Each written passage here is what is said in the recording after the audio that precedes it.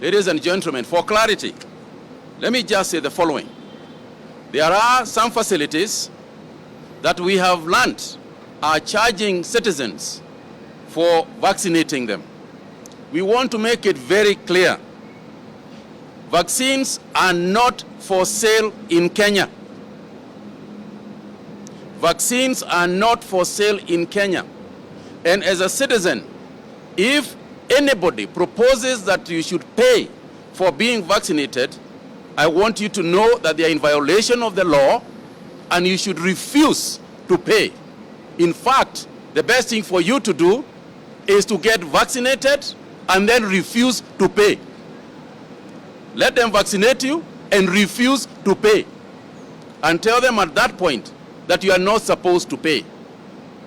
What's the point of them not vaccinating you? Let them vaccinate you. Refuse to pay.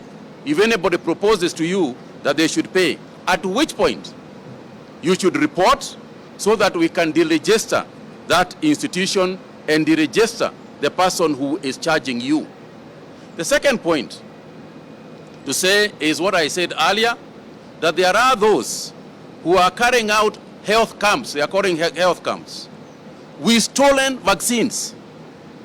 There is no way an individual around the country of whatever stature will have vaccines of their own unless they are stolen vaccines. Because when we give a facility, if we give a facility in Roiro or a facility in Ruaka or a facility in Komorok, if we give vaccines to that facility, they are specifically for use in that facility. You cannot take vaccines from one part of the country, take them to Gatanga, and start carrying out vaccination processes there. Nobody knows what vaccines they are using. Nobody knows whether they are actual vaccines or whether it could be anything else that they are vaccinating with. It's a criminal offense. And we want to make it clear that this is not going to be tolerated, because by the end of the day, it is people. It is our own people we are endangering.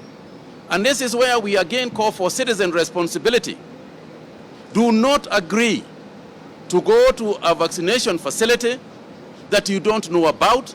You can't see the Ministry of Health people.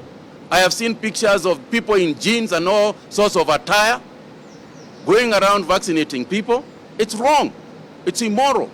And to take political advantage of a situation like this and cause death to people, it's really, really, you know, the worst and the lowest that an individual can get to.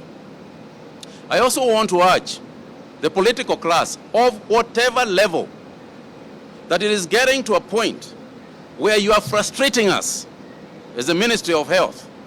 We cannot have this nonsense of 3 steps forward and then we come back all the way to where we were before. We have no bed capacity. Our isolation facilities are full. And yet, you know, people still continue, you know, in